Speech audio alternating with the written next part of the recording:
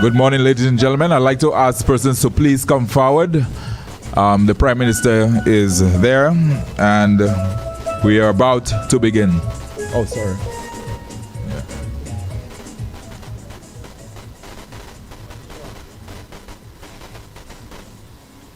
So please, could you fill up the seats right here? We'd like you to fill up the seats at the front. So just one row forward, please.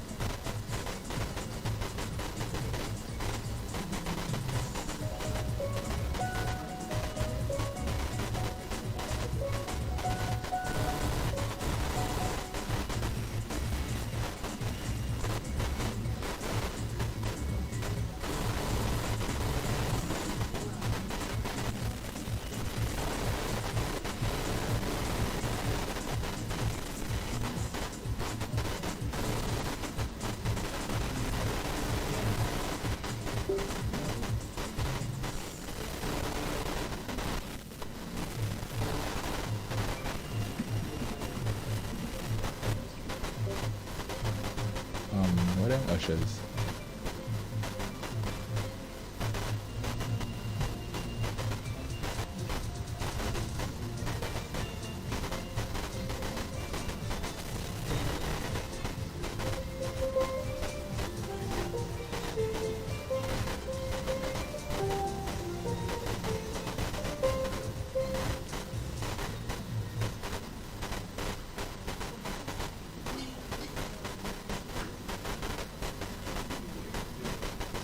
Ladies and gentlemen, please stand as the Prime Minister of the Honorable Prime Minister arrives.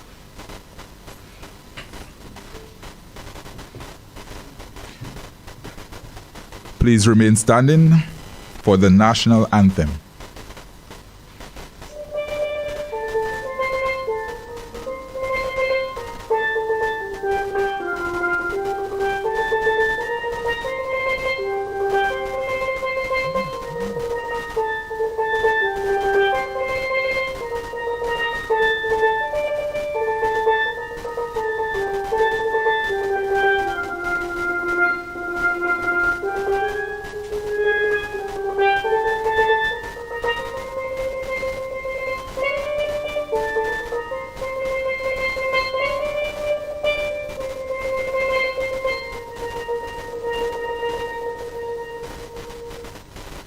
Thank you. Please remain standing.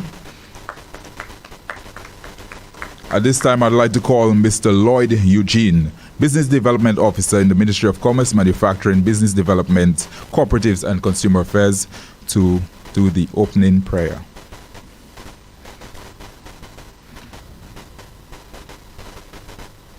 And to all, let's all bow our heads in reverence to Almighty God, please.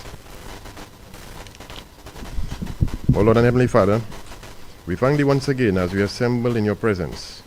We know that it is You who brought us here, not of ourselves. The very air that we breathe this morning is controlled by You. When we also stop breathing, it's also controlled by You. We ask humbly of You that You bestow upon the MSMEs the breath of economic advancement. Enable them to be bastions of development for the growth of our nation. As You have parted the waters of the Red Sea, please part any hindrances and hurdles in their progress. May these MSMEs use the funds for what it was intended for, because it's only then they can realize empowerment and sustainability. We thank You for the Son who died on the cross to offer salvation to mankind. Let us believe on Him fully with our minds and with our hearts. In Your name's sake, amen. Please be seated. Thank you.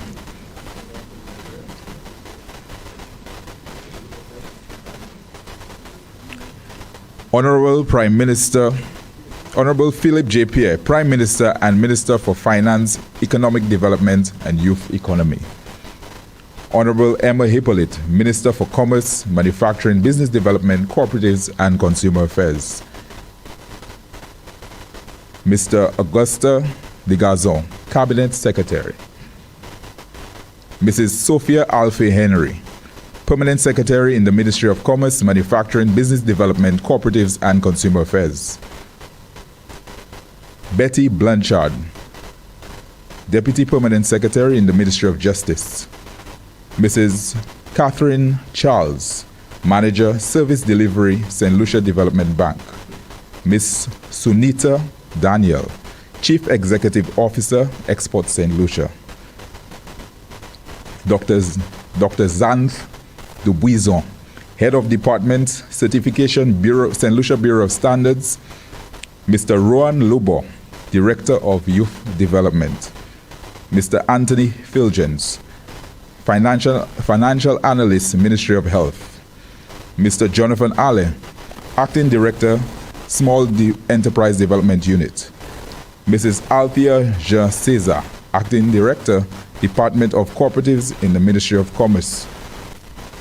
Mrs. Wendy Frederick, Director in the Department of Consumer Affairs in the Ministry of Commerce. Ms. Justine Charles, Chief Import Monitoring Officer. Mr. Dylan Norbert Inglis, Senior Legal Officer in the Ministry of Commerce. Ms. Flavia Sherry, President, St. Lucia Industrial and Small Business Association. Specially invited guests, Kevin Marshall of KJM Custom Gifts Crafts. Frank and Susan Husbands of S&F Pastries and Catering. Rick St. John, St. John's Customs Brokerage. Jansel Albert, MSME Loan-Grant Reviewer. Lakiba Alexander, MSME Loan-Grant Reviewer. Ms. Yvonne Agard, Executive Director, St. Lucia Coalition of Services and President of the Evaluation Committee and Chairperson of the MSME Loan-Grant Evaluation Committee. Mr. Ernest Nobal, Ministry of Finance and Secretary of the Evaluation Committee. Mr. Gaspar Blaze, St. Lucia Industrial and Small Business Association. Ms. Paula James, Executive Director, St. Lucia Manufacturers Association. Media personnel of all our media houses, good morning. My name is Stephen Edmond and I'm your MC today. And this is the MSME Loan-Grant Facility Progress Briefing. At this time, I'd like to call Ms. Leander Calix, Business Development Officer and Project Coordinator in the Ministry of Commerce, Manufacturing, Business Development, and Cooperatives and Consumer Affairs, to deliver the welcome remarks.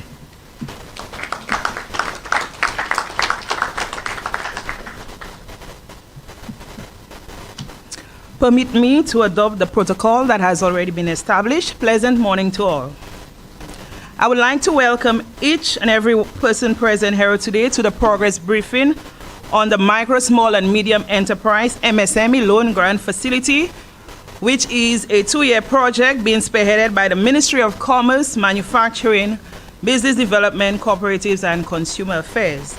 The aim of today's event is to inform the general public on the results we have achieved since the project was launched in March 16, 2023, and since our inaugural MSME Loan Grant Check Award ceremony, which was held on April 24, 2023 in this very room, where we presented 6 checks to the first 6 MSME loan grant recipients.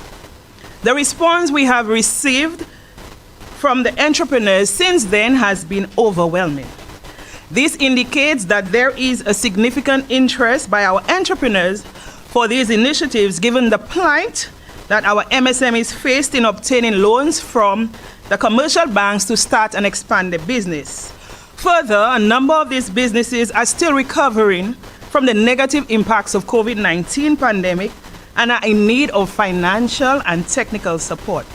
So at today's press briefing, you will be provided with information and status updates on the MSME Loan Grant Project from Honorable Emma Hippolyte, the MSME Loan Grant Chairperson, Ms. Yvonne Agard, testimonials from a few of our MSME Loan Grant awardees, and you will also view a pre-recorded interview from a few loan grant recipients and a visual presentation by the officer in charge of the Small Business Development Center, Mr. Allen. Media representatives will also be given an opportunity to ask questions to the panel of representatives.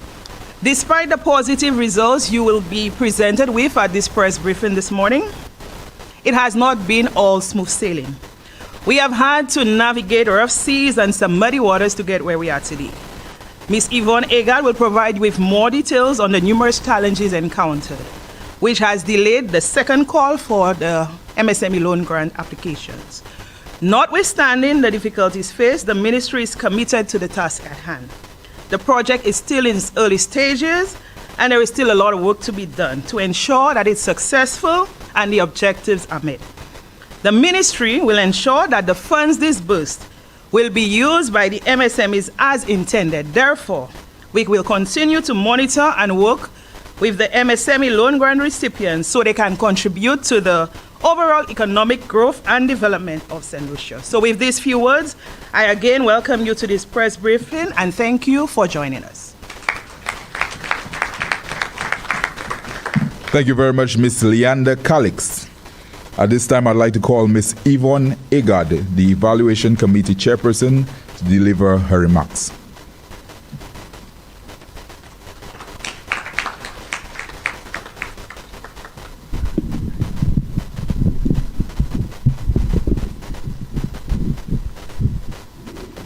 Good morning, everyone. I would like to adopt the long protocol list that has already been established.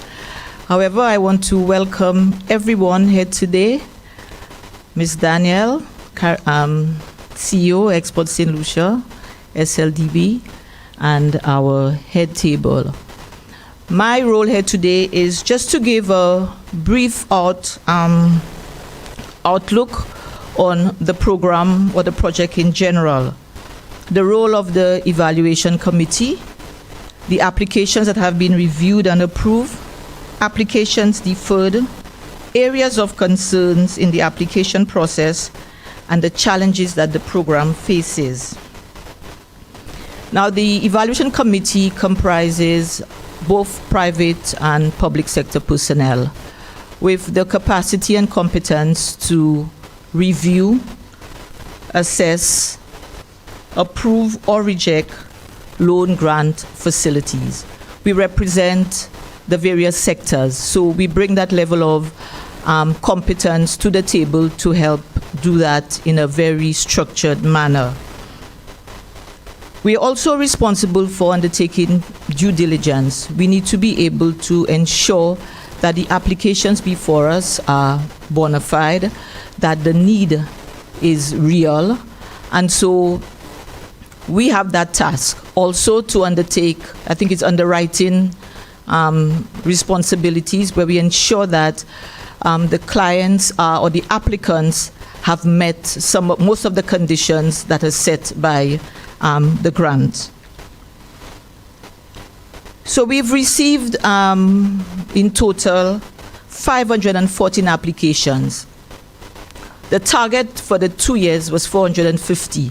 So of course we have outstripped that target. So we're now processing over 514 applications in this current year.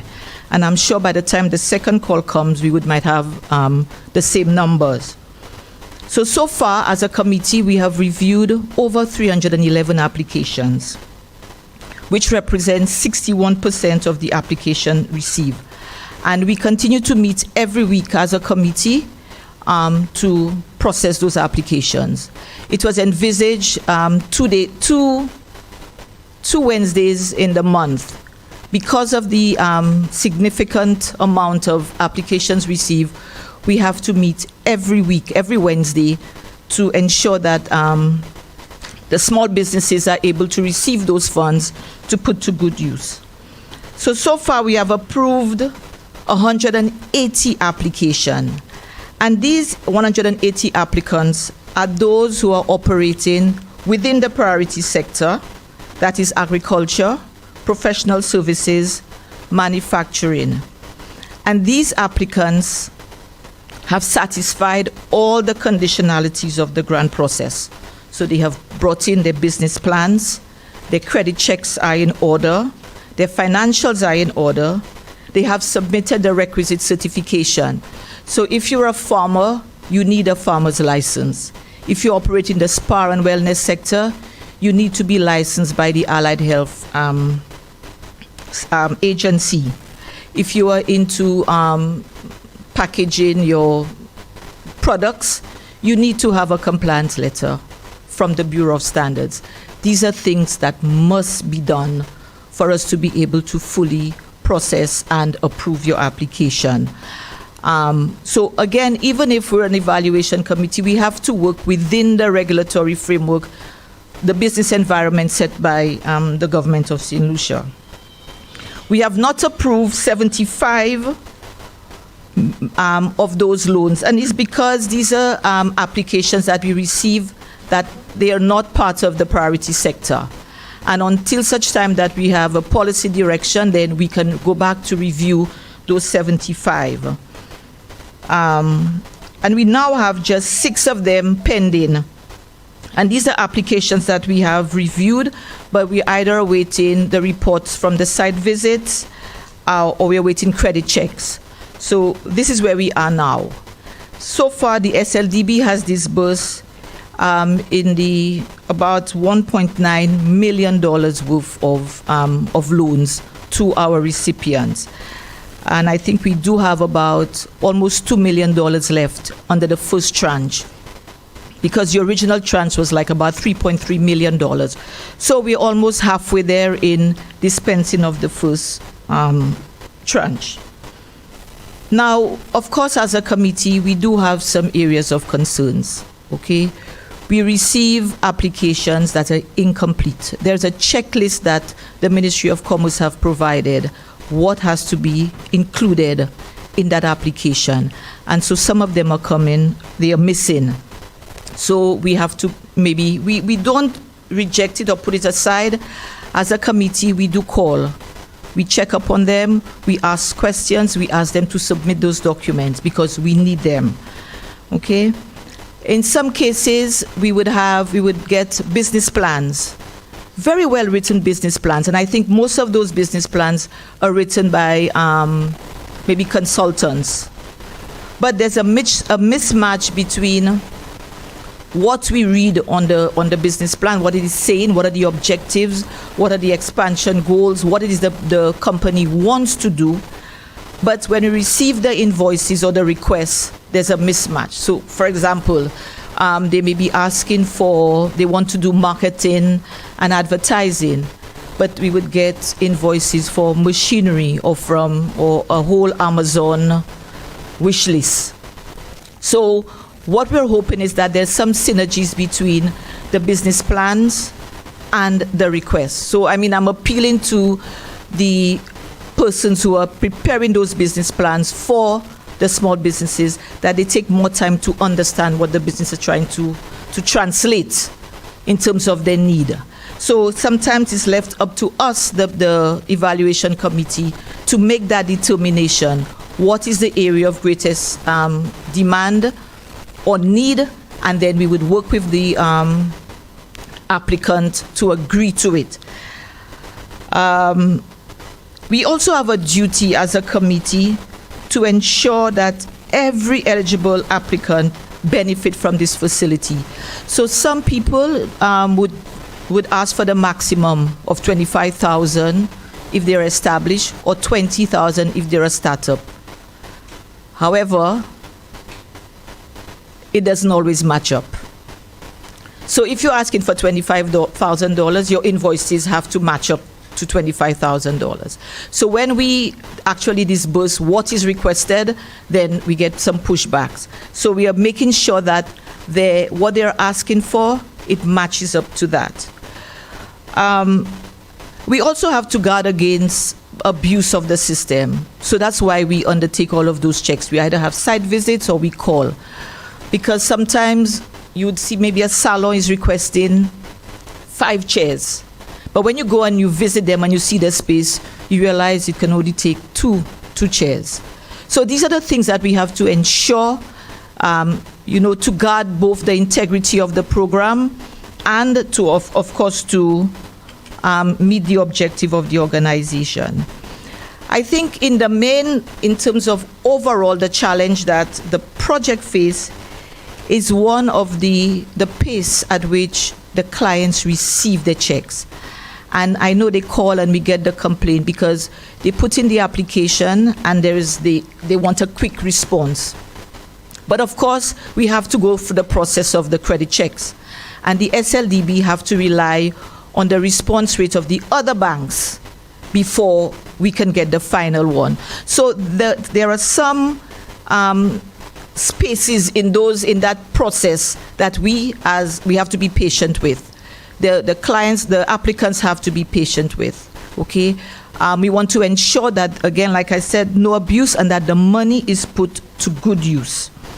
Now, although we have not undertaken a full evaluation of the program so far because it's still in its infant stage, we can be ascertain of the level of impact it has had on the MSME, where this lady in Miku can restart her upholstery business. We can see the CMOS farmers, they're actually now looking to upgrade their pack houses or their space to be compliant to the international market. We're able to see the agriculture, for instance. We've gotten a lot of applications from the agricultural sector. So hopefully, with all of that support, we should see increased food production. People want to restructure their farms, add new products to their farms. So again, we can see the immediate outcomes. But I'm saying that, having gone through the process for the last 8 months, we should be able to simplify some processes so that it could be seamless. I think it's important that the monies are received in a very timely manner so that they can realize, their activities and get things done. Because, it does make a difference when you've planned for 2 months during the process, ready to do to get the business going, and you have to wait another 6 months before you could get your money. So I think this is where we need to work faster, seamlessly, to ensure that the small businesses can receive their disbursement in a timely manner and that they can continue with their business. Thank you very much.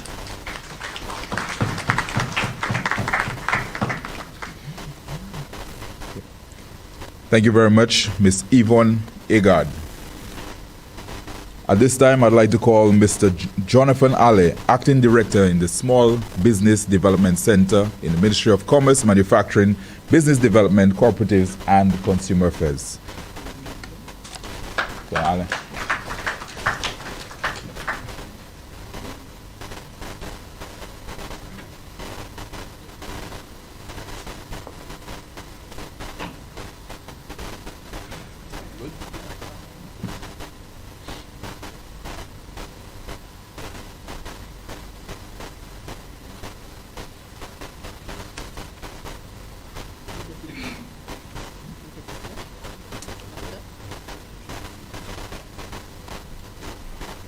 Good morning to all. I'd like to also establish the protocol that has been established. Sorry.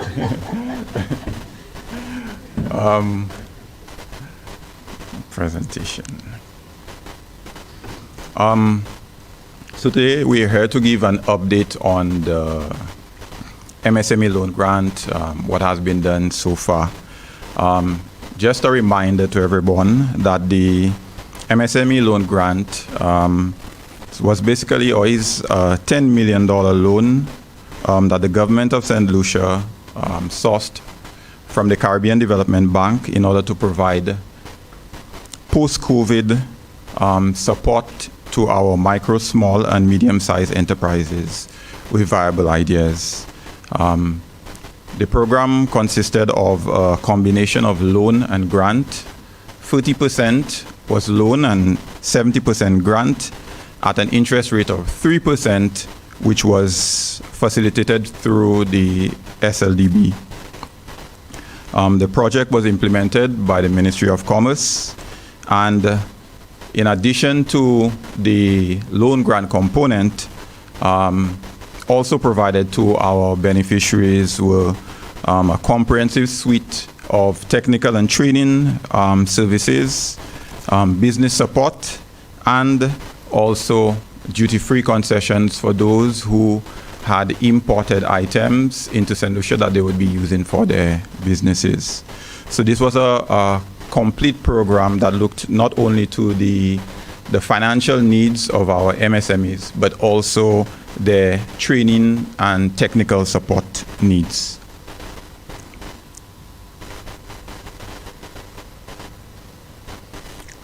Okay, so the program was launched in March of 2023, with our first deadline being on the 19th of April. The applications at that point in time were very low, so the ministry decided that it would have extended the application deadline to the 31st of May. So on the 31st of May, according to our project, we expected to have at least 150 applications. The project as a whole expected within a period of 2 years to have 500 applications that would be reviewed and that decisions would be made in terms of approvals and disbursement. But in our first call, we got 514 applications, which far exceeded what we were expecting. What this actually meant was that the need that was there among our MSMEs were greater than what we expected. And persons actually put in the work and filled out the applications and provided us with the information. And as the chair said, unfortunately, because they were in a bit of a hurry, some of the applications and business plans needed a bit of work. Based on our stats, which I don't have here, on the last day, which is the 31st of May, we actually received 213 applications. Okay, so the applications, we basically looked at the data based on the districts that they came out from. And Castries was the district with the largest number of applications, being 186. And Castries, again, is composed of Central Castries, South Castries, North Castries, all of the various constituencies within Castries. The Castries East. My apologies. So, secondly, we got 99 applications from the Grosley community or district, and thirdly, from Soufrière, where we had 61 applications. We saw that in certain districts, an effort was actually made to assist persons with their business plans and their applications so that they would be able to apply for the program. Okay, so in terms of the age range of the persons who applied for the grant, the majority of persons, which represent 41%, came from the age group 31 to 40. So we see that a number of persons that were still within the category of youth applied for the loan grant. Secondly, we saw at 37% were persons within the age group of 41 to 50, and 22% 51 to 60, which was still a good sign that persons within that category were still interested in improving their businesses and taking their business to the next level. Unfortunately, our program cut off at 60 We actually did receive applications from persons who were over 60, but they did not qualify under this program because of the age range. But like I said, it is a good sign to see that persons that are over 60, even as old as 65, are applying to start off their businesses or to establish their businesses. Okay. In terms of the gender of the applicants, we see that there was not much of a big difference between male and female, with females outnumbering the male counterparts in the applications. Under the classification of business, the largest number of businesses who applied were established businesses, and it made sense because they were the ones who were hardest hit by the COVID pandemic, and they faced the greatest hardship during that time. So we see the largest number of applications coming from our established businesses. Next in line were our startups, which were persons who are in business up to 2 years at 19%, and our pre-ventures. We were a bit surprised by the low number of pre-ventures because as a department, we see a number of persons with business ideas who want to start and they don't have the finances in order to do it. So we thought that they would have taken up the opportunity under this program a lot more.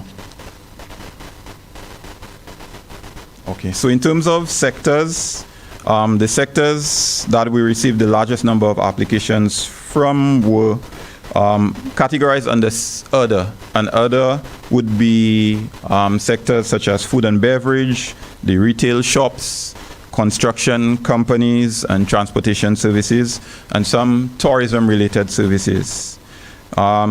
Secondly, we saw persons within the manufacturing sector, which were one of the priority groups. Secondly, the professional services, then the manufacturing sector, then the agriculture sector.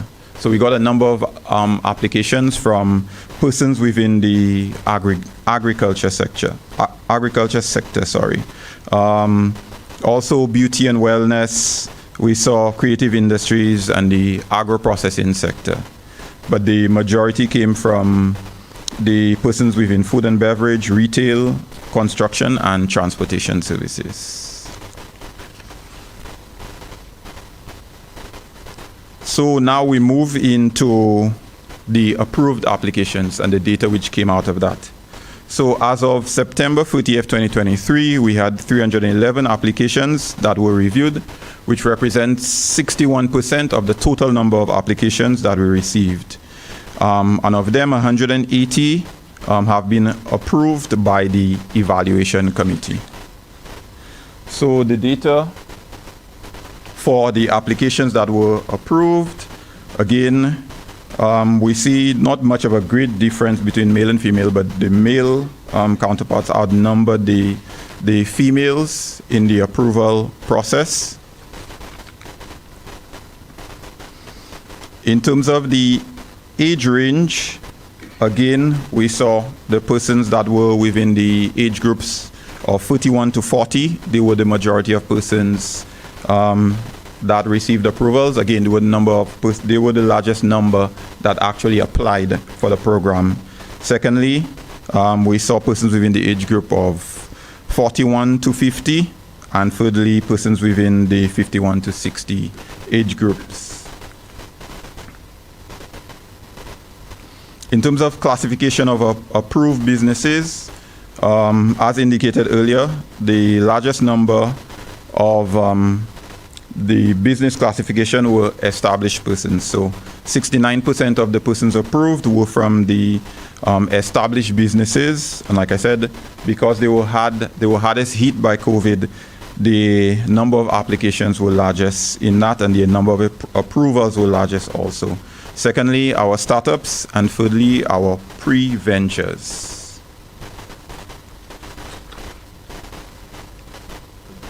Okay, very interesting statistic. Approved by district, again, we have Castries with 74 persons being approved. Then we have Grosley and Soufre. And these were the communities in which we found the largest number of applications. But as can be seen, we have approvals from all of the districts in St. Lucia.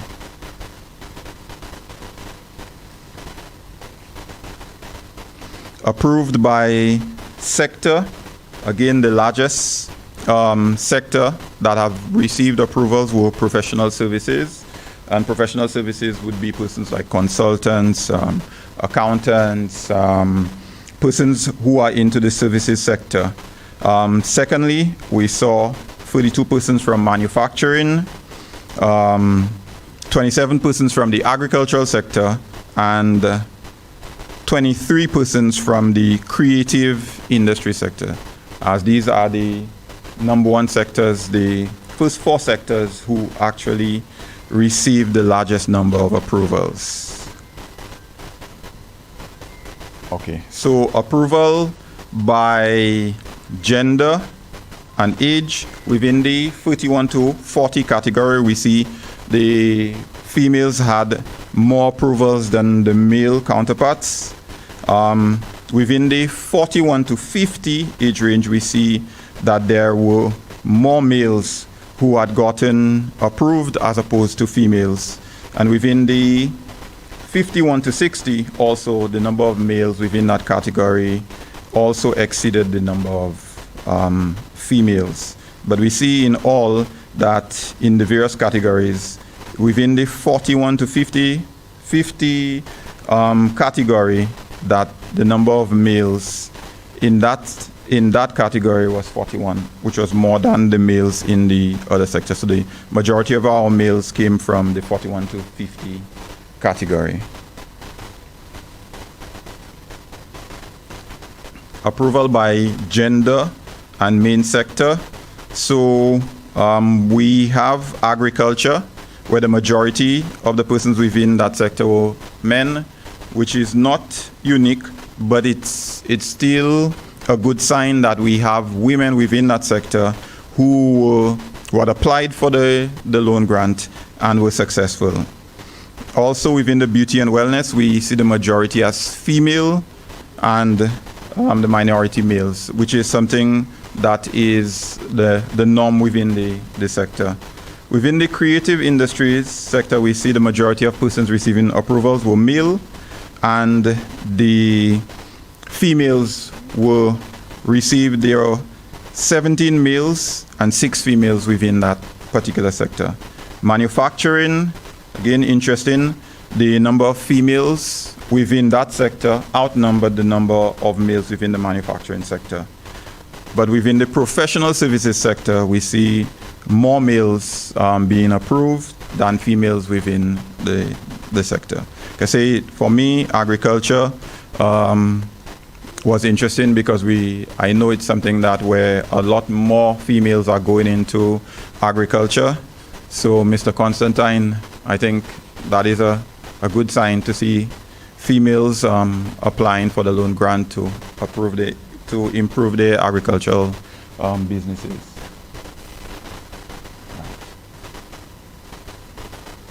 Again, approved applicants within the agricultural sector. Within the 31 to 40, we have 14 persons, which were the majority of persons who were approved for the loan grant. Within the 41 to 50 category, we have 5 persons, and 51 to 60, 8 persons. Again, this is a good sign that we have persons within 31 to 40 who are actually in the agriculture business and who have applied with the intention of improving their businesses and making it better.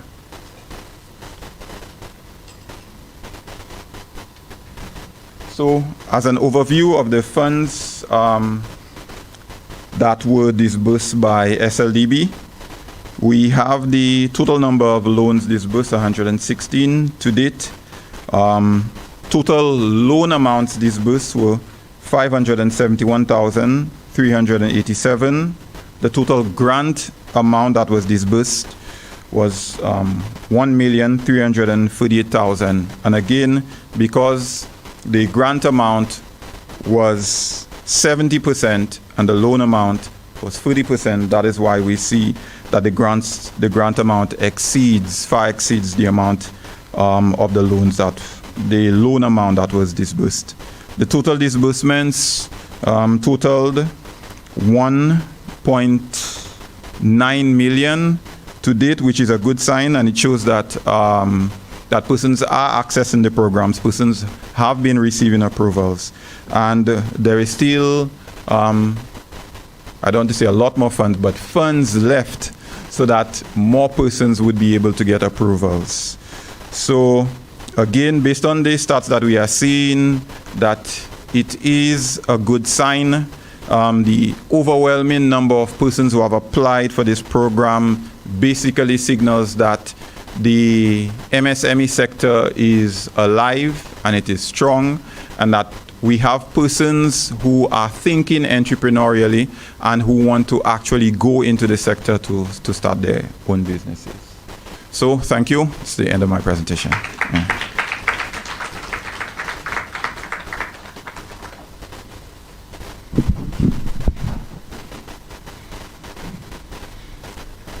Thank you, Mr. Jonathan Nale, for this amazing presentation, and I guess it would shed light on the progress as it pertains to the MSME Loan-Grant Facility. At this time, I'd like to welcome Honorable Emma Hippolyte, Minister for Commerce, Manufacturing, Business Development, Cooperatives and Consumer Affairs, to the podium. Thank you, Mr. Chair.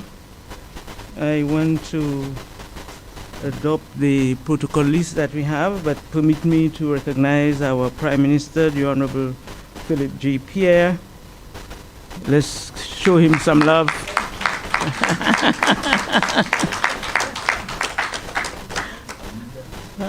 We need to show him some love. I want to recognize the other members of the head table, my Permanent Secretary, Ms. Sophia Alfie Henry, Ms. Yvonne Agard, who is our the chairperson of the committee, who has done the hard work of doing the evaluation. I recognize our cabinet secretary, members of my Ministry of Commerce team. I recognize Ms. Joyce C. Medrick, I think I saw someone there, President of Fashion, Miss Cherry, who's President of Sleesbar,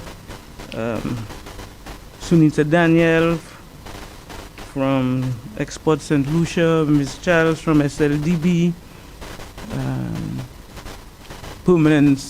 other permanent secretaries and other dignitaries from the government and business. Good morning and welcome to this very important progress report session on the MSME loan program. Jodi a m'a vle di bonjour pour tout le monde, c'est moi créole. Let me add my words of welcome, and I'm pleased that we are doing this. I know we had deferred this session for a little while, but we are doing this within the National Productivity Week, and this is followed by, on the 14th, by World Standards Day. So I really want to put it in the context. I have a whole set of notes here, but I realize that half of what I had to say is already said, so I have to be skipping my notes here and there. I am extremely pleased to be here to have this session. We believe as a ministry and as a government on the issue of accountability and transparency. And I know that when we took the position to present and respond to the needs of our small business sector, quite a few didn't believe us, you know. They didn't believe that we would make this a reality. So I want to express gratitude to the Honorable Prime Minister and Minister for Finance who caused us to have this loan. Let us show our appreciation. So our task in terms of the MSME program as you've heard, was not an easy one. The rollout presented us with a steep learning curve, and for the first time ever, the Ministry of Commerce became actively engaged in the evaluation process rather than leaving it to the St. Lucia Development Bank to do that. So we had to sit together and say what structure we are going to put in place to cause us to immerse ourselves in that process, to understand the situation of our small business sector. And that was important because before that, our SBDC unit served the small business sector. And we heard from them continually of the lack of finance, the challenges in terms of accessing finance. And coupled with that, we then had 2 years of COVID, and we knew we had to respond to them. So when we looked at this, as a St. Lucia Labour Party government in our manifesto, we gave a commitment that we will respond to the needs and the cry of the small business sector. The small business sector is the lifeblood of the economic development of this country. And our response was this MSME loan program. That is the business sector, ages 30 and persons from 30 years up. The Honorable Prime Minister responded to the youth with the youth economy, and you know the story on that as well. When we presented this MSME loan program, you saw the figures. It caused us as well to be flexible and agile. We were doing this for the first time. So we were fortunate that we had with us a very good team in terms of the evaluation team. And I want you to take this moment to show your appreciation to the team. Because you heard from the chairperson, Ms. Egad, that we first expected them to meet twice a month. And when we looked, and also SLDB, I could remember in the agreement, they were supposed to meet twice a month, and we had to quickly say, look, we had to respond to what was happening on the ground differently. And we saw the evaluation committee coming together and going beyond the call of duty, meeting every week at their own time, sometimes buying their own lunch, when things, but they stuck to it. So I really, really want to say thank you, and that is what we expect. That is what we need to bring this country forward. We also had to do quite a bit of pushing to SLDB in terms of changing and tweaking the modus operandi, because we were getting a lot of pressure on the ground. We had to deliver. And again, I want us to show our appreciation to the St. Lucia Development Bank and the team. The team within my own ministry had to shift gears quite a bit. I know at the beginning when we planned this, we had different rollouts. I think I sat at least at 4 different sessions where we went through the program in terms of how long it's going to take us from one applicant coming in, what is the procedures to follow, and at what point it's going, how many days it's going to stay at the ministry, and what date is going to get to the bank for disbursement. We did about 4 walkthroughs of this. We reviewed each process, and the reality was very different on the ground. So we had to quickly change course. Change course to the extent that we had to move and say we had to take an all-of-commerce approach. We had to train the receptionist, we had to train the secretary. Everybody had to put a hand to cause it to happen. So let us give Team Commerce. I also want to say that in reporting again to the Cabinet of Ministers, in terms of the progress that you are making and what you are seeing, I want again to thank the Honorable Prime Minister and the Cabinet of Ministers for agreeing to cause all the equipments coming in under that program to be exempt of duty. Let us show our appreciation. So I want to thank as well the public, those who applied, because they applied and they really expected to get, we were slow in certain areas and we had to communicate. We had to communicate. Up to this morning before coming here, somebody came to my office and I said, look, I'm about here, but I need to speak to you for 5 minutes. I want to know when is the next call. So we know that there is a huge demand on the ground. I have presented and I have asked my Honorable Prime Minister and Minister of Finance that based on what we are seeing in reality, that we have to get extra funding.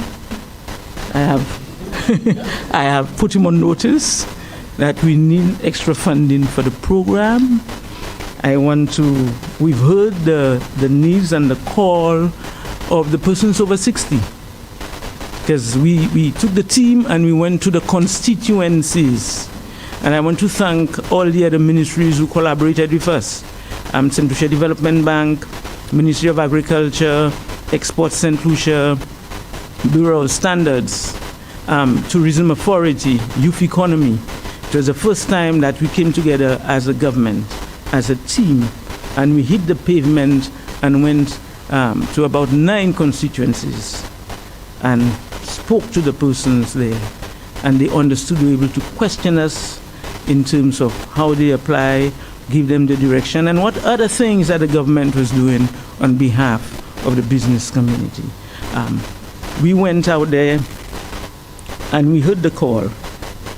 There were persons who were above 60 who asked us, so nous pas moun? And we knew we had to respond to that call. Also, we heard the call of the vendors who were saying, look, we are small business persons as well. So I do not want to make any pronouncement now, but I need to tell you that we at the ministry continue to put programs together. That we continue to put programs together to address the needs of the business community. Our focus, as you heard before, we decided that we were going to focus on certain sectors. But some of the applications, as you saw on the graph, the graph for other was the one with the most applicants. And we really need to sit down again and say, how are we going to support those persons? So we have to go back to the drawing board. We have to engage the Caribbean Development Bank, because with the loan, there are conditions, there's a document, so we cannot actually move away from what was first presented. But we have to go back to them. I also want to say that while we were doing all of this, we engaged other funding agencies, and during one of our external meetings, we met with the OAS, and they have come on board and are providing us support with our consultants to do the hand-holding and the monitoring that is critical for the success and sustainability of the program. So with these few words, I want to encourage our business community, in particular those persons who have received those funds, to be ready to welcome the consultants that are going to monitor what you're doing, that are going to come in and give you the advice that is needed.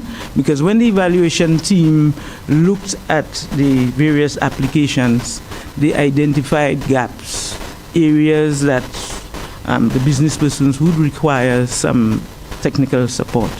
So I want to put you on notice, business persons, that persons from the ministry, our consultants will be knocking at your door. We will be coming in to see how you have applied the equipments, the work that you're doing. They will give you some advice. Do not think that they are meddling in your business, but all we are doing is to assist you so that your business can grow and that you are sustainable. So with these few words, I want to thank all of you for the support that is provided. I want to continue working with you, especially the business groups, Fashion Council, SLISBA, and others, so that we can continue growing the medium and small business sector in this country. I thank you.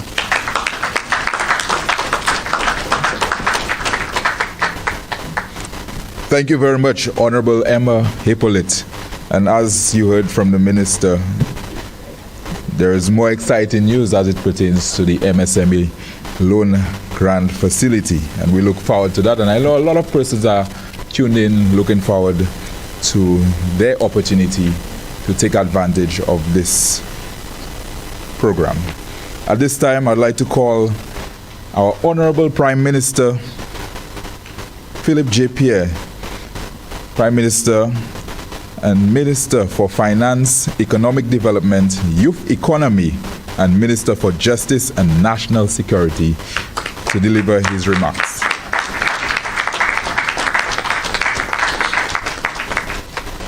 Thank you very much, Mr. Master of Ceremonies. Let me recognize the head table, Honorable Emma Hippolyte, Minister for Commerce, Chairperson of the Evaluation Committee, the Permanent Secretary, staff of the Ministry. Let me recognize the Cabinet Secretary and some ladies in the audience who've done quite a bit for small business development. Let me recognize Flavia Sherry. Flavia Sherry has been in Slisbury from since when I was Minister of Commerce. And she's been there for a long time. I want to compliment the work that she's doing for small business.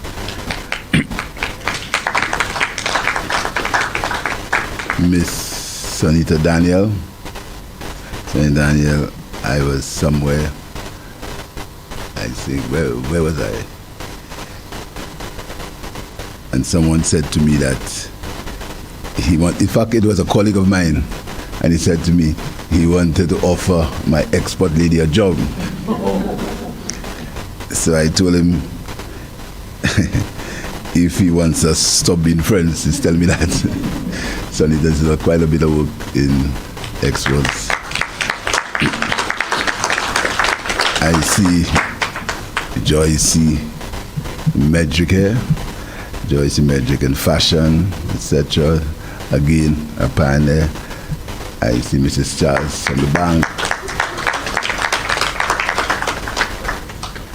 I see Mr. Inglis for his work on the cannabis. So we have a good team. And when I came here this morning, I found you very quiet, you know. I mean, as if you were in some ceremony to honor the dead. I find St. Lucia is getting very negative. We in a country, in a situation where we are going to give people, out of every $100, we're going to give them 70 free. Out of every $100, we're going to give them $70 free. And $30 on loan at 3%, and we're still sad. We must never allow this negativity that is pervading this society by selfish people to get ingrained in our psyche and cause us to be a people who are always looking at the glass half empty, always looking at, we are mistrustful of each other. We always think if somebody has an ulterior motive, let us cut it off. Let's not allow that selfishness to get into our society. There are certain things that we have to be happy about. We have to be pleased about it. And this morning, we should be pleased, and I am pleased. And I just want to make one point. The evaluation committee, I have never made a call to anybody on the committee. I have ensured that this is purely on merit and without any political interference. So I will never know who is an entity or who is not an entity. Because I think that in spite of being a non-entity or an entity, if you have the ambition and you have the drive and the discipline, you should be allowed an opportunity to do business in your country. And I just want to put this ceremony this morning in context. A little bit in context. Tomorrow, we're going to be signing an agreement with the Caribbean Development Bank for $6 million US, $300,000 US in grant for the youth economy. Tomorrow we'll be doing that. Next month, we're going to be giving 5,000 people $1,500 each for the response to COVID. So I hope I can be quoted on the $1,500. Quoted correctly. We are going to be giving nearly 5,000 people $1,500 each for their response in our response to COVID. Please quote me. Further, having said that, all the equipment that's going to be ordered by these people in these small businesses are going to be duty-free.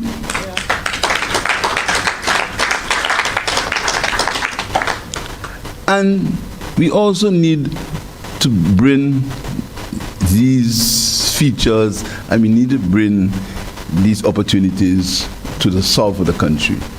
So I've said to the minister that before the end of this year, we must have a fully functioning office in Viewfort for the people of the South. So I really want to tell you that I've heard all about the challenges, but I always like to look at the glass half full. If I did not look at the glass half full, I won't be here today. I always look at the glass half full, and I always see opportunity, even in times of diversity. I always see an opportunity in times of diversity. This is why I'm seldom broken-hearted. Because I really believe, that once your objective, once your purpose is clear, and once you believe in what you do, and you live by the ethos of truth, not what people think you are, but what you are, what you know about yourself, within yourself, and for yourself, you always survive. And this has been what I've survived all my life. I also was in business. I was in a small business too. I never got $70 free. So I'm very, very pleased to be associated with this venture this morning. And then we had some discussions in the cabinet about it. Because when we were forging the manifesto for the general elections, we said that something should happen for the small business sector in the country. We thought that the small business sector was not being adequately treated. And we said that we would have looked for money to invest in the small business sector. Again, some people thought it would never happen. It happened. And I noticed, I think the minister invited me here to ask me for more money.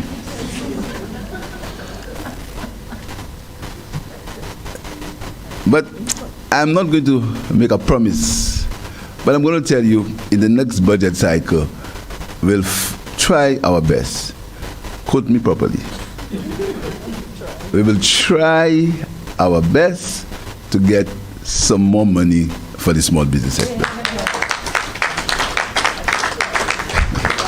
Because I believe that the processes that were spoken of, we need to be able to make it happen quicker. So probably there need to be a layer where you can screen first, and when it goes to the committee, it goes properly screened. So I think we should, I'll tell you, Minister, you will get some more money for, hold on. You will get some more money for the screening process to help the committee, and then you'll get a stipend for the committee members.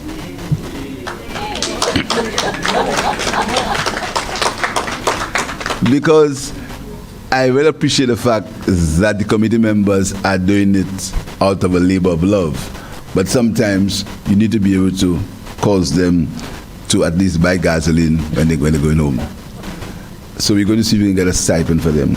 I want to also thank the staff at the Ministry of Commerce. I was also the Minister of Commerce for a while, and I know the problems you have in the Ministry of Commerce when you have to deal with the business people, and you also have to deal with the consumers.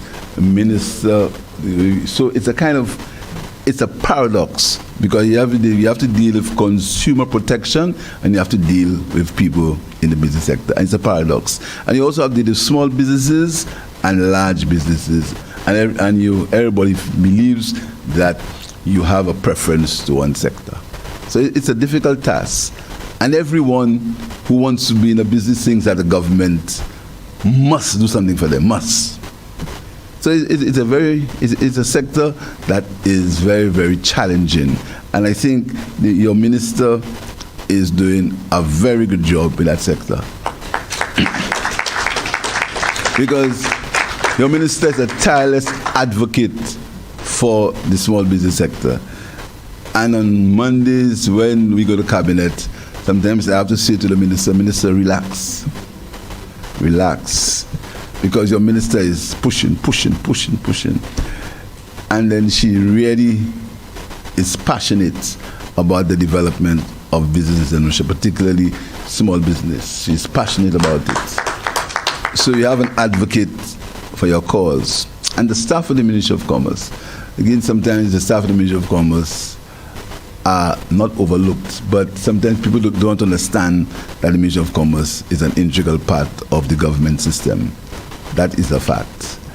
But I think by their work, the profile of the ministry is improving by their work, by their contribution, and you can only do that if you cause something to happen so people can see what you're doing. And I think the Ministry of Commerce is doing that. And they got $10 million. The budget allocation was increased. So I know they need more, but they will not be forgotten in the budgetary process. I couldn't end if I had to speak about the Development Bank. We've put a lot of confidence in the St. Lucia Development Bank. The St. Lucia Development Bank will have to ensure that its processes are aligned with the policies of the government. Note my words properly. Note my words properly. Aligned to the policies of the government. The policies of the government: small business enhancement, youth employment, housing, renewable energy, the policies of the government. I never said the policies of the politicians. So the Development Bank has to ensure that its policies are flexible, are transformative, so they can make an impact in the society and the business sector and among the people of the country. So there's a serious role for the Development Bank to play.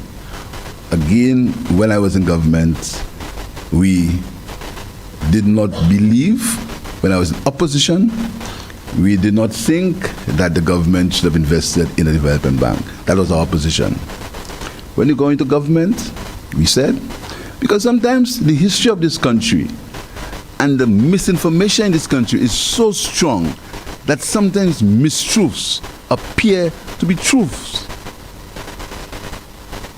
And I always say, when you hear things, when you read things, when people who appear to be credible tell you things, always fact check it. Check it out. When we came into government, we thought that the Development Bank had already been set up. So we said we have to ensure that it is capitalized. If you set the bank up, you must capitalize it. And this government, on our return, we are capitalizing the bank, and we are giving the bank the necessary tools for it to play its role in the economic sphere of the country. And this is a fact that can be checked without political interference. That also is important. I've never called any director in the Social Development Bank. I don't even know them. You can ask the minister. I don't know who are the members on the advisory committee. I've never asked her. But you know, this society, we've manufactured so much mistrust. We've manufactured so much misinformation in this society that things that are pure, things that are genuine are made to appear complicated or made to appear as if there is an ulterior motive. And our society cannot continue like that, because politicians will come and politicians will go. My job is a temporary job. I always make that point. My job is temporary. I will not be Prime Minister all my life. Somebody else is going to be Prime Minister. But we cannot create a society where there is so much hostility, so much mistrust, so much misinformation that the society can't function. Our processes say that you go to elections once every 5 years. Once. That's what our system says. When the time comes, you take a line, they give you a piece of paper and a pencil, and you put an X wherever you want to put it. That's what our system says. When the people have taken a decision and they have put that X, that decision must be accepted by the majority of people in the country. That is the people's will. So the misinformation and the tirade of abuse that's happening in this country now is not affecting the politicians, but it's affecting the people of the country. It's affecting the people of the country. And we have to find a way to separate the development of our country, to separate the processes that will cause our people to have a better quality and standard of living. We must separate it from raw partisan politics. Regardless of the fact, and I say to you, things like what we're doing this morning, when 500 people can apply within a period of 3 months, when over 1,000 young people have applied for grants from the youth economy in less than a year, makes me very confident about the future of St. Lucia. Very confident about the future of St. Lucia. I'm confident about St. Lucia's. I'm confident about St. Lucians. I'm confident about the ability of the people of St. Lucia to be able to separate truth from untruth. I'm confident that the people of St. Lucia know what is true. That the people of St. Lucia are responding to the opportunities that have been given to them by the government of St. Lucia. And that makes me very, very, very pleased. Nobody is perfect. Whoever asks for perfection, whoever said that there is going to be perfection and there will be no one will ever make a mistake. But truth is, if you make a mistake, you have to listen to me. I made a mistake, I'm wrong, let us wheel and come back again. But we can't afford to always be peddling misinformation and lies because the people of St. Lucia took a particular decision. And this is why I always say to the civil servants in the country, your job is to follow the policies of the government. I make no bones about it, the policies of the government. Because the policies of the government were articulated in a manifesto, and when the people make their choice, you got to take the manifesto, take off all the pictures of the politicians, the bad looking ones, and use the script in the manifesto as the government's policy. And when the time comes, when the 5 years is up, and the people decide the other manifesto, you take all the pictures and then you use it as a policy of the government. That is the role of the civil service, to follow the policies of the government. Not the policies of the politician, but the government. And I must say, the majority of civil servants understand that. It's despite the fact that some of them are being swayed in a direction that is influenced by misinformation. So, I'm saying all that to tell you that opportunities abound. There's opportunity. There is hope. The negative things in our society are things we can deal with. Of course, we have an issue with gang violence. Of course, we have an issue with gang violence. Of course, we have an issue with the cost of living. Of course, we have an issue with the cost of goods and services. But how can we combat that? We can help combat that by the manufacturers who are in this room, who are looking for loans so that they can produce items that we import, and they can try to produce it at a cheaper rate so the people can consume it, can buy it at a cheaper rate. That is how we deal with the cost of living. Because the price, I've said several times before, we only have influence on the price. We have no influence on the cost. The cost is imported and the price comes after you've added duties, etc. But we have no influence on the cost. No influence on the cost. So what can we do? We, in our own manufacturing, in trying to deal with our own import substitution, in trying to consume more of what we produce, we can reduce the cost by creating synergies among ourselves. By the small business people creating synergies, creating networks in their own circles to reduce costs, by purchasing together, by bulk purchasing, by bulk purchasing of packaging material, by creating these synergies among yourselves, we can reduce the cost. But no prime minister can reduce the cost of something that comes from Europe. How does he do it? It has never been done before. This is not the first time that there's been inflation in a country. We pretend about a lot of things.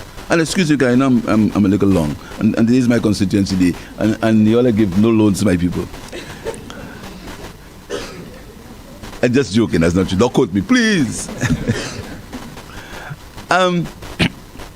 You see, when I was talking about cost, there's not been the first time that there's been a hike of inflation in St. Lucia or in an economy, or in a world. But we pretend as if it's the first time. Never happened before. 2.5% levy, never happened before. There has been inflation, imported inflation happening in this country with a spike in the price of fuel. When there was a spike in the price of fuel, the price of oil, inflation started. And the cost of imported goods are not controlled by the government of St. Lucia. There is no VAT on food. There is no security levy on food. There is no security levy on any item that we paid no VAT on, that was zero rated, or it was VAT exempt. There is no security levy on these items. There is no security levy on manufacturing goods. There is no security levy on these items. Of course, there's security levy on walking sticks. There is no security levy on charcoal. There is no security levy on locally produced charcoal. That is misinformation. And we can't continue to peddle that misinformation. And the security levy is necessary to fund health and security in the country. We are on the verge of completing St. Jude Hospital. We need to fund it. And I want to say to you that the money that we've borrowed from the Saudi government is also to revamp the National Stadium in Viewfort, the George Odom Stadium. It's going to be used for two purposes. The stadium is going to be revamped for the young people of St. Lucia.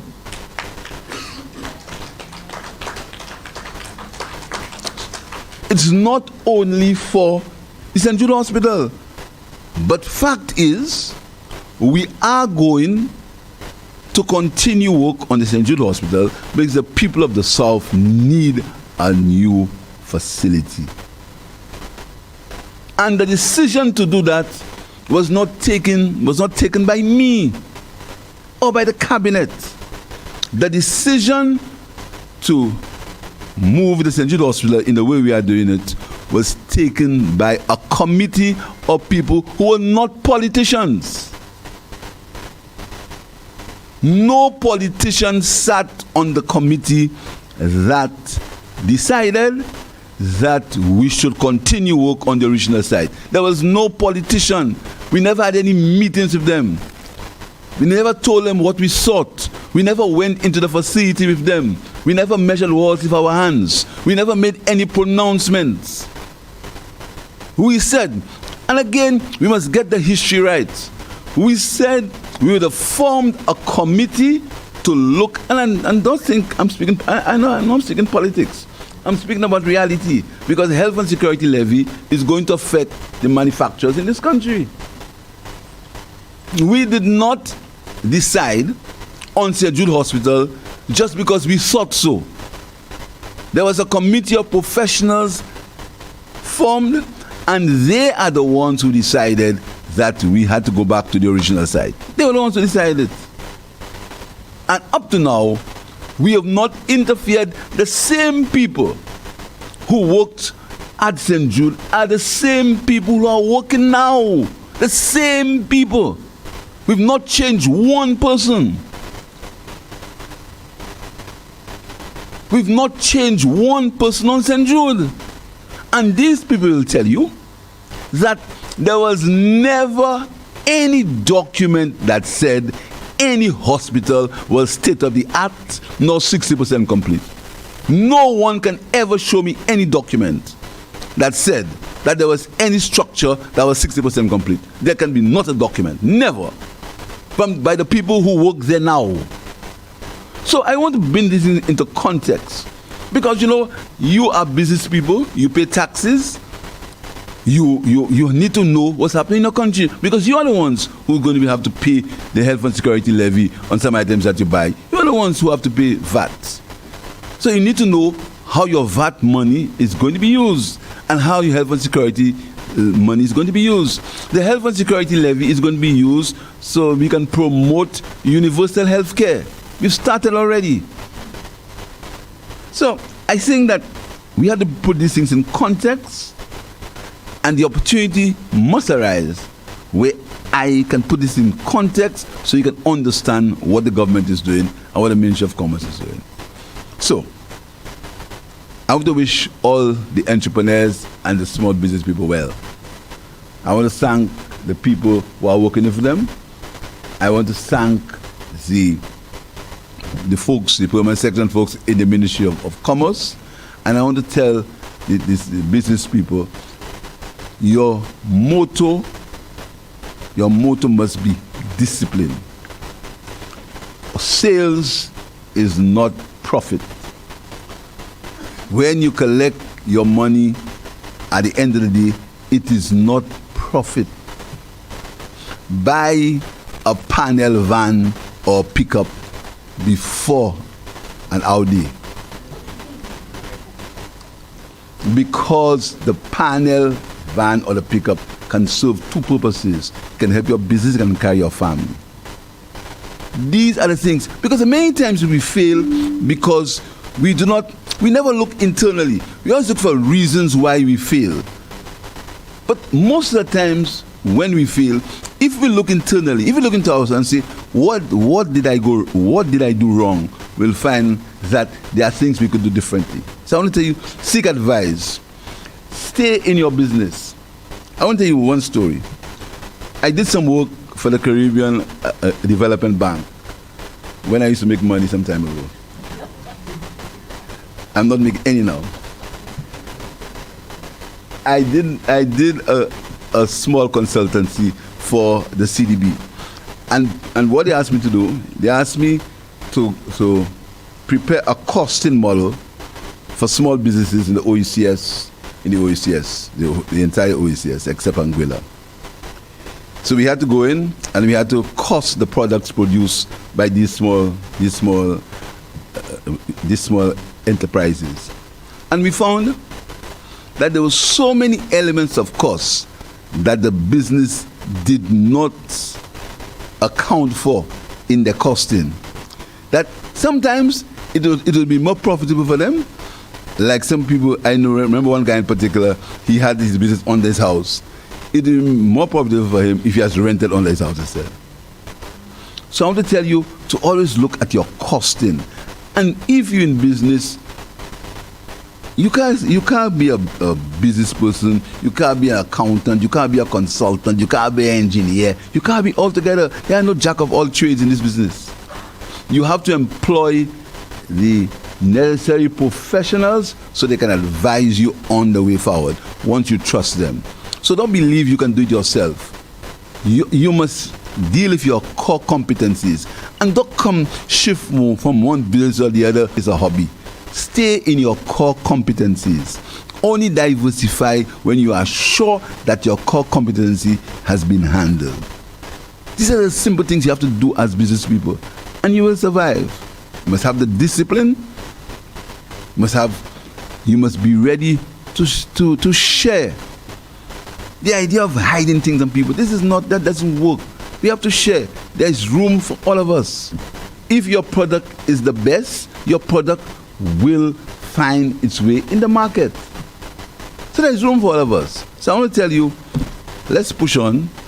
Let's see how collectively as a country we can improve the country, the people of the country.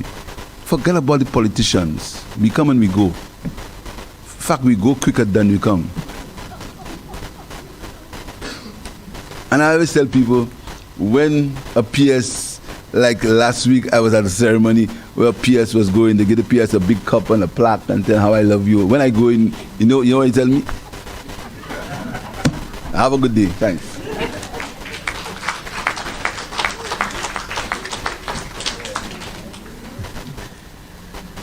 Thank you very much, Honorable Philip J. Pierre, Prime Minister and Minister for Finance, Economic Development, Youth Economy, and Minister for Justice and National Security. And thank you for shedding light on your government's commitment towards the small businesses of St. Lucia. So a round of applause for the Prime Minister with his heartfelt remarks. And definitely it looks very promising for the MSME loan grant. So we know that progress is definitely on the horizon, and it will continue to benefit our small businesses of St. Lucia. At this time, there is a video presentation. I would like you to draw your attention to the screens.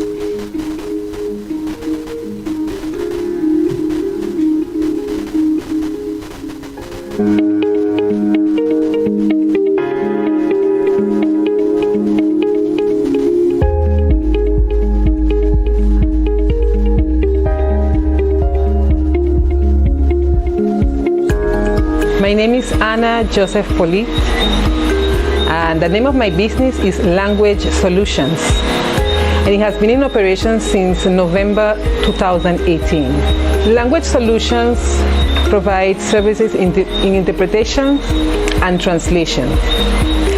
We target mainly foreigners who have their documents need to be translated, like birth certificates, school degrees, and so on. We also target expats, students that go into school abroad or who are coming back to the island with a foreign degree.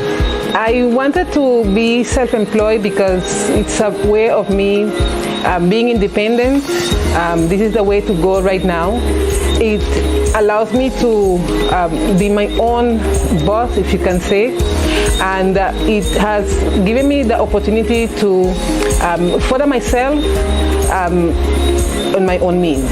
Well, I started my business by procuring a small loan from the bank to buy some materials.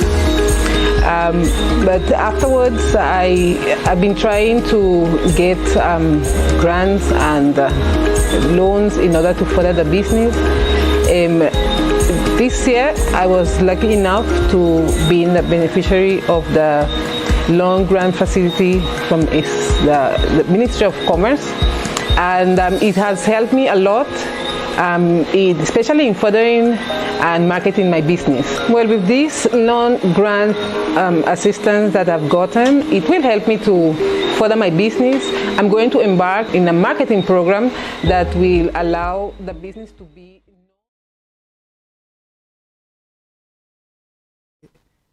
inspired products for CARICOM states. We started in 2017. We started in New York, and a few years ago we launched in St. Lucia. That was in 2019 at the Bay Gardens Hotel, I remember. I had the privilege of then meeting Ms. Sunita Daniel, who really showed not just interest, but more or less an endorsement of the product when we started showcasing them throughout the diaspora. And something that the Office of the Consumer Affairs, not Consumer Affairs, the Diaspora Relations, I believe, speak highly about encouraging St. Lucia nationals in the diaspora to come back home and set up shop and set up business. And I'm very grateful for that opportunity that was afforded to me to set up shop here in my homeland, something I really wanted to do for a long time, and the opportunity as well to be able to take advantage of the MSME Loan-Grant Facility has really given us, it has planted a seed in our business to be able to meet the demand of the product. We are grateful to have been aligned with the SLHD and many other stakeholders, and these products are right now being distributed in duty-free shops across the country.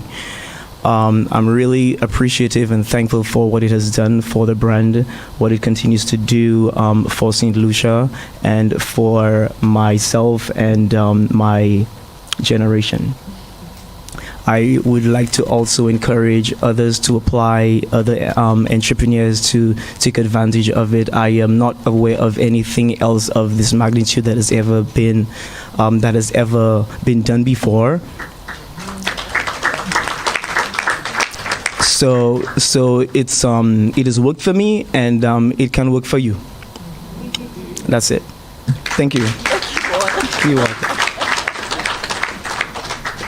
Thank you so much, Mr. Vaughn Constable of Twist, St. Lucia. So people, you'll know where to get your next tie. Okay? Also, I'd like to call Miss Natasha Bascom of C-Pops. That's in Lac Leary Castries, manufacturing of cheesecake push-up pops.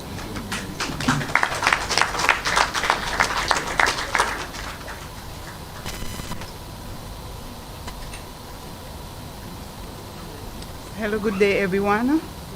Natasha Bascom, C-Pops Cheesecake. I would like to say good morning to everyone. Before I begin, I would like to thank the Minister and the government of St. Lucia for this initiative. C-Pops is a cheesecake which my daughter and I created. And then when we just started C-Pops, we only had 3 outlets before we get the MSME grant. But when we got the MSME grant, we had just got Massey Supermarket. And then I had a small machine which I was operating with, which it couldn't give me enough C-Pops to supply the whole store. So when I get the MSME grant, I got the bigger machine so that it can be able to make the work faster for me. And I have 5 different flavors in the cheesecake. So on the mixer, I used to use my hands to mix the different flavors once. But when I get the MSME grant, I got a machine so it could have been faster also for me to be able to supply the supermarket and to be able to do my 5 different brand of cheesecake. So right now, we have 17 supermarkets right now. thanks to the MSME grant, so I could get a bigger machine. You know, so I could be able to supply all those supermarkets. So my advice to the small business markets is that, you know, just be patient, because it's not easy. It's not an easy road, but if you're a patient person, you know, you get where you have to get. And I always say that, you know, if you have a dream, you have a vision, do not go to your grave with it. Put it out there so that people can see what you can create for St. Lucians and for yourself. And when you have a business, it's your baby that's there, and make sure that you go all out to see that your products go to the supermarkets, and also monitor it and make it happen for you and your family. Thank you. I had a video where I could have showed the video. They haven't got no video. I had a video which I could have showed you the supermarket, which this is a video where the supermarkets are with the cheesecake.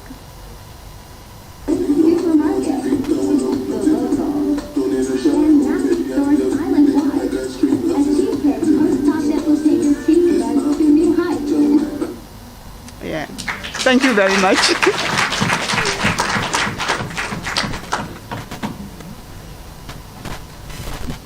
I was expecting some C-Pops. But I know where to find it now, because I was told it's at one of our leading supermarkets. So I'm not going to do advertisement for them. But guys, y'all know where y'all can get your next C-Pop. Well, you know, you could have a cheat day. So for those persons who are on a diet, you know, everybody knows you have a cheat day. So you can get your C-Pops, okay? All right. So at this time, we have something wonderful happening, which is the presentation of checks. So some persons who have qualified are now getting their opportunity to receive their checks from the MSME loan grant. And I would like to call Mrs. Sophia Alfie to Mrs. Sophia Henry Alfie. Alfie Henry, I'm sorry. I'm sorry. I'm the same person. Yes, and she shall present the checks. Yes. Can I stay for one? Have you applied? Thank you very much. And I'd like to thank the SLDB for bringing these checks here today. I know some persons, when we spoke about and when we advertised the facility, there were quite a few persons sitting there and thinking, hey, that sounds too good to be true. So I'm here to tell you it is very good and it is true. Okay? And we have 3 checks. I'm hoping the beneficiaries are here to collect these checks. I think I noticed one. I'm hoping the others are here. Sorry. I'd like to invite our Honorable Prime Minister. Okay, so he has passed on that responsibility to you, Honorable Minister. If you could stand to the front and assist with the presentation of these checks. I'd like to call on Mr. Kevin Martial, and that's from KJM Customs, located Moshi Grosile, from the creative industry sector.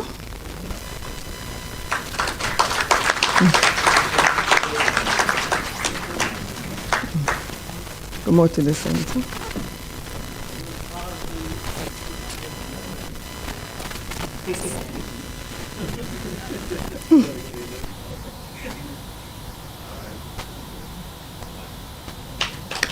Thank you. I'd like to call Frank and Suzanne Husbands. Thank you. From S&F Pastries and Catering, located Independent City Castries, manufacturer of pastries and catering.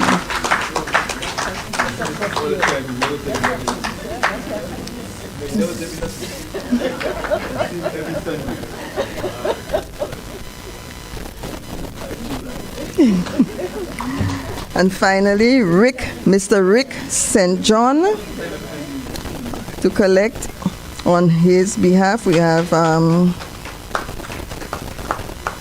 beg your pardon? Siblin Dubule, thank you. On behalf of Rick St. John from St. John's Customs Brokerage, located in Ancillary.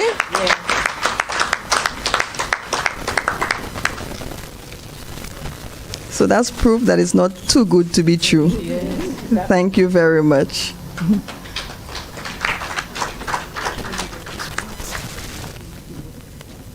Thank you very much, PS, Mrs. Sophia Alfie Henry. Thank you, thank you. So yes, gentlemen, ladies and gentlemen, you could see that the checks are real. The program is real, and definitely we are waiting for the second call. At this time, we invite persons to ask questions to the panel. Those persons who are watching online, I believe the platform is available for you to ask some questions. So if you can, please do so. And at this time, I'd like to ask the audience, whoever would like to ask, or the media, to ask questions to our panel on the MSME Loan-Grant Facility and the progress that we've made so far. Thank you. Anybody? Just put your hands up and the mic will be brought to you.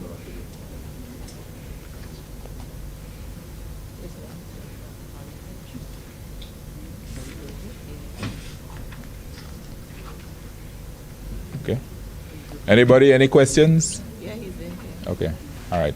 Can we get him a mic, please?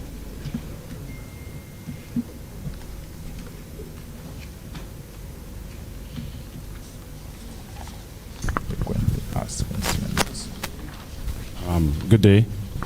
Thank you very much. I would like to know what was the average loan size? You would like to know what is the average loan size?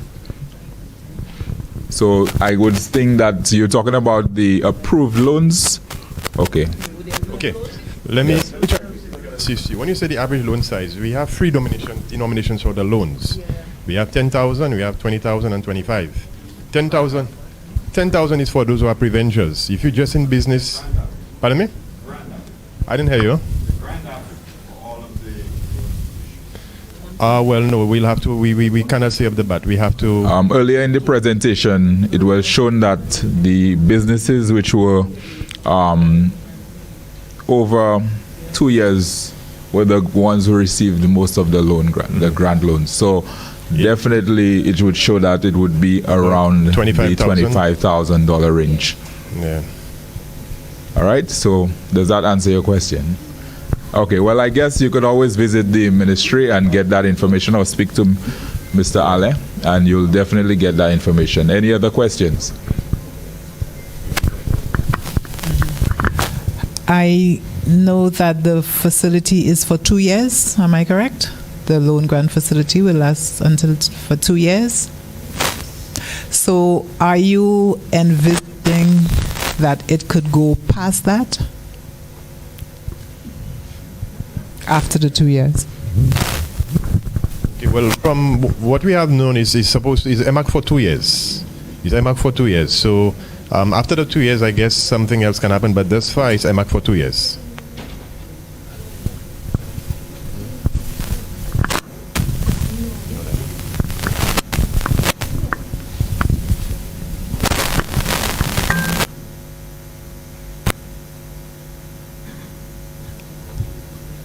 Okay, so PS? It is a 2-year facility. We are currently in, well, it's about 6 months now, 6 to 8 months. We have received 511 applications. I do not foresee that we'll go beyond the 2 years. I know one of the questions we anticipating is the date of the next call. So I want to take in front, as people would say, and to indicate that we are currently clearing the backlog. Well, I don't like to say a backlog because we received more than we anticipated, and I believe that the committee is doing an excellent job in terms of the reviewing of these applications. We have already reviewed over 300 applications. We anticipate by this year end we should complete the review of all applications that have been submitted, and we will make an announcement very early in January as to the date of the next call. So we'd like to invite persons to tune in, and but they can, in the interim, prepare, get your documents together.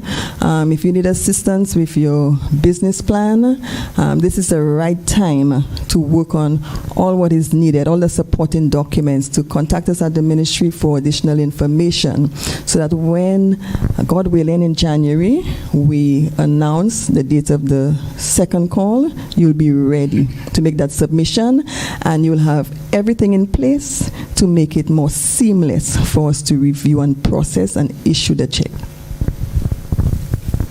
Thank you. Anybody else? Yes, Mr. Lubo.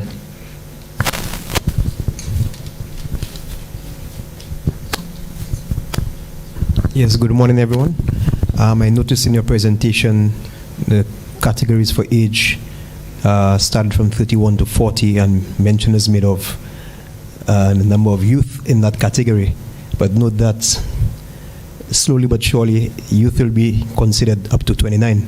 So I was just wondering, in terms of the applicants, were there any applicants below the age of 31? And if it's a case where, if you are of a younger age, that you have been diverted mainly to the youth economy? That's correct. Once we receive an application and the applicant is under the age of 31, we would refer them to the youth economy. Yes. To the panel, some frequently asked questions. Say, for example, somebody says they apply for the loan grant facility since April, May, and the application is taking so long. Why is that? What is the reason for that? The chair of the evaluation committee addressed that question. So definitely, there were quite a few teething issues, missing documents, business plans that were probably incomplete. So that was addressed by the chair. And in addition to the number of applications that we have to process within that, remember the 500 applications, we anticipated that would be the number we would process over the 2-year period. Okay. So we are processing more than the average number of applications. Okay. Anybody? Gentlemen, again. I'm curious, is any effort being made to give support to those applicants who were not successful? Because I know a lot of these were farmers. And we have our challenges with our farming community. And we have our food security challenges. Has any effort been made to give further support to them?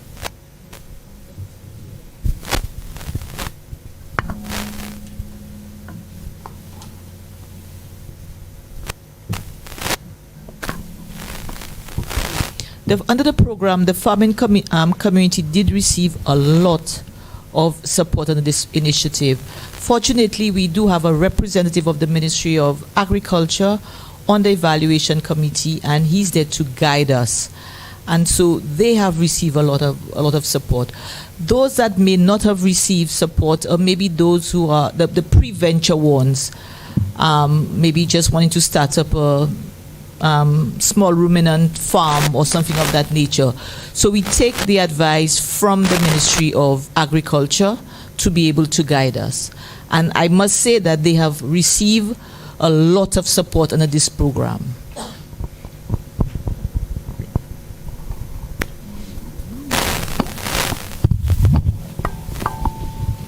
Anybody else? Okay, so another question. If somebody is unsuccessful for the loan grant, will they have an opportunity to apply again with the relevant documents?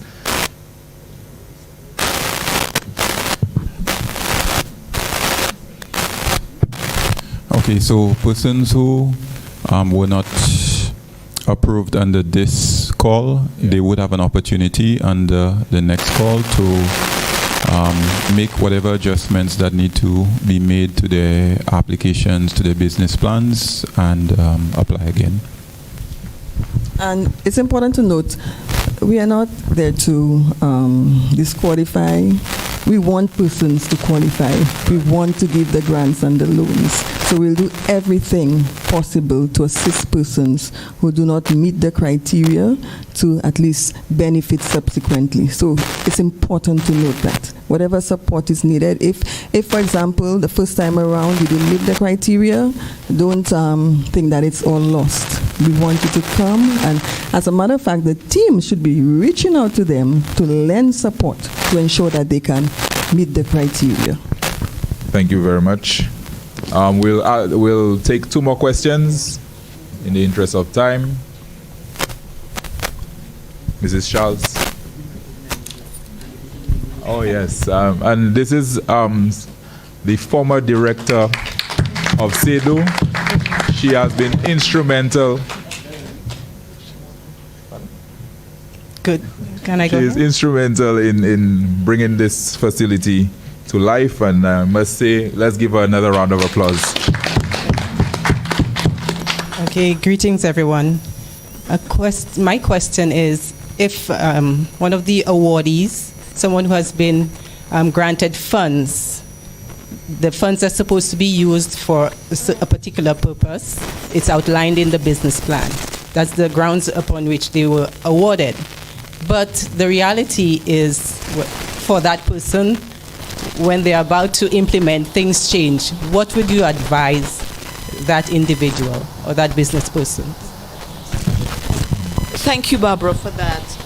We had a similar, a situation with one of our recipients, and at the time when she presented the business plan, she had certain activities, marketing activities, and one of it was to wrap her vehicle and all of that.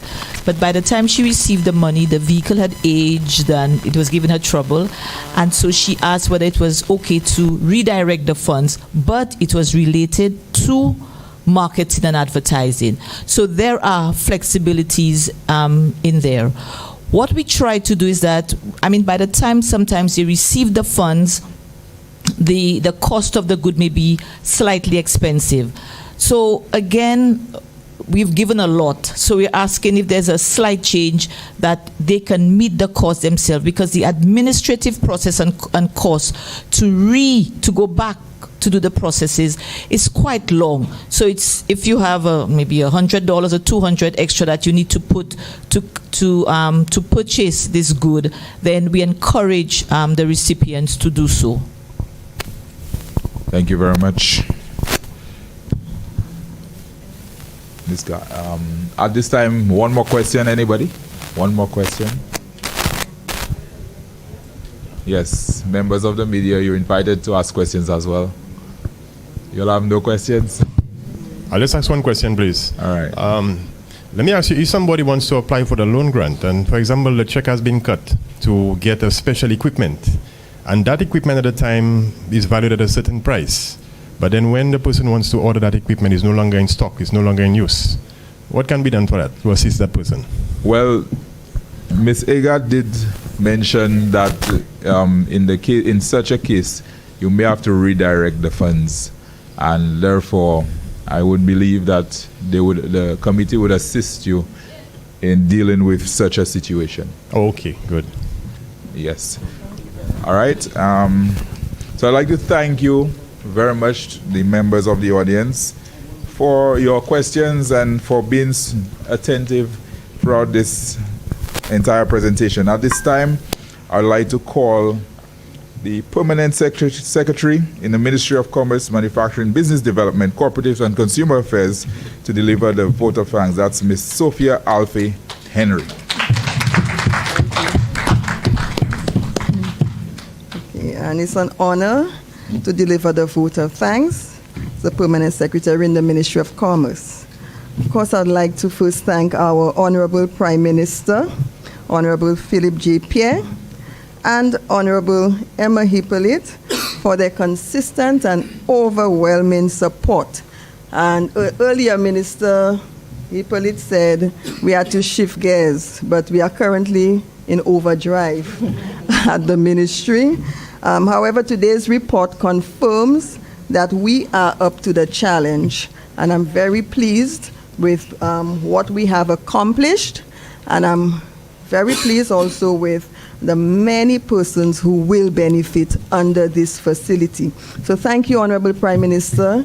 And Honorable Prime Minister said, Minister, she's pushing, but he's pushing her too, you know, because when she comes to the office, she said, PM, PM, that's all I hear. But so thank you very much. We need that, and that's what motivates us to ensure that we please you as Minister and Prime Minister, and that we are doing the job that you expect us to do at the Ministry of Commerce.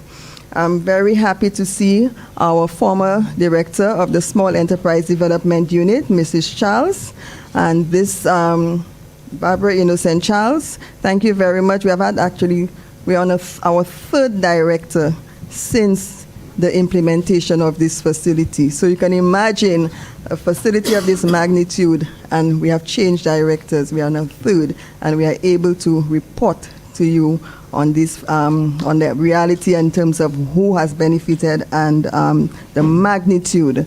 So thank you very much, Mrs. Charles, for giving birth to this facility.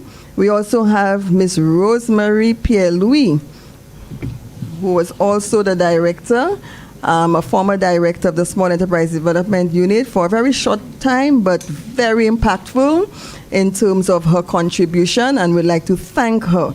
We thank Mr. Jonathan Ale.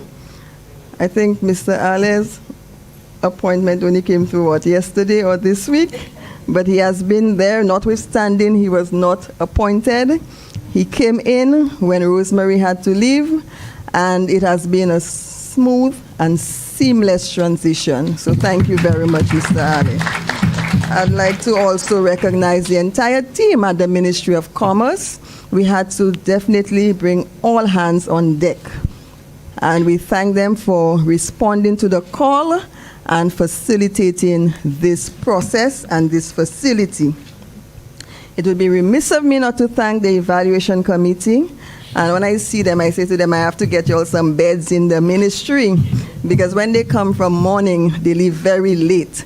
And as you heard, they were supposed to meet twice a week, and they are meeting now 4 times a week. So I want to actually name them. We have our chair, Miss Yvonne Agard. We have Miss Flavia Cherry, Mr. Ernest Nobel, Mr. Gaspar Blaze, Mr. Randall Esnad, Miss Paulina Edgar, and Miss Paula James. So that's the members. So PM, you're aware now of the members of the evaluation committee. The names. Okay, but thank you so much, because you are the ones driving this, ensuring that applications are approved for onward submission to the St. Lucia Development Bank. And I want to, of course, recognize and thank the team at the St. Lucia Development Bank for partnering with us. That's our disbursement agency. And again, we have had to call on the team, and they have had to go beyond the call of duty to ensure that we deliver on this facility. So I'd like to thank the team at the SLDB. Thank you all of our representatives of the business support organizations for partnering with us, mentoring our MSMEs, and providing them with that opportunity that they can be well informed of what is available. We cannot reach every MSME without you. So we thank you very much. Our media partners, once we call them and we say it's MSME, they are there with us. And we appreciate the island-wide coverage that you provide for this facility and for being here with us today. Everyone present and those joining us virtually, thank you for your support. Let us continue to be that village, that support system for our MSMEs. Thank you very much.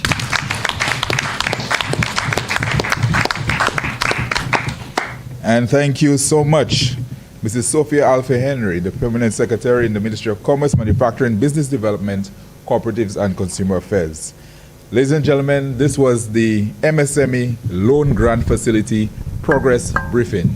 It's my pleasure to be the MC And I would like to thank you all. And I know a lot of you now are equipped with the information as it pertains to the progress of this facility, as well as opportunities that are available in the future. So stay tuned for the date of the next call. So once again, I would like to also invite you, the public, and everybody to join us at the St. Lucia Taiwan Partnership Trade Show. That's from the 3rd of November to the 5th. That's at the Pavilion on Rodney Bay. So see you there.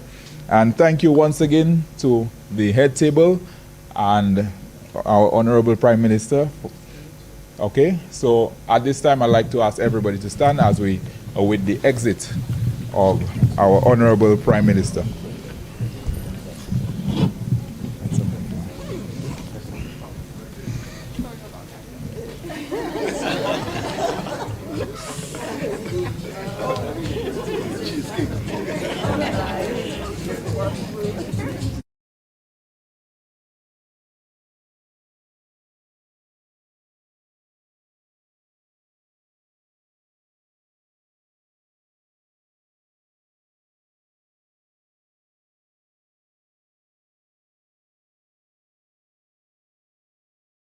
In interpretation and translation. We target mainly foreigners who have the documents need to be translated, like birth certificates, school degrees, and so on. We also target expats, students that going to school abroad or who are coming back to the island with the foreign degree. I wanted to be self-employed because it's a way of me being independent. This is the way to go right now. It allows me to be my own boss, if you can say, and it has given me the opportunity to further myself on my own means. Well, I started my business by procuring a small loan from the bank to buy some materials. But afterwards, I've been trying to get grants and loans in order to further the business. This year, I was lucky enough to be the beneficiary of the Loan-Grant Facility from the Ministry of Commerce, and it has helped me a lot. Especially in furthering and marketing my business. Well, with this loan-grant assistance that I've gotten, it will help me to further my business. I'm going to embark in a marketing program that will allow the business to be known, and it will allow also to acquire more clientele and, of course, get more revenue for my business. Well, my advice for prospective business owners is that once you have the idea of having your own business, I will recommend you to register that business. You know, it's very important to do that. In that way, you will get the support from the Ministry of Commerce, from CEDU. You will get lots of information that is always available through the ministry. And if in case, you can also get not only financial, but also technical support from the Ministry of Commerce.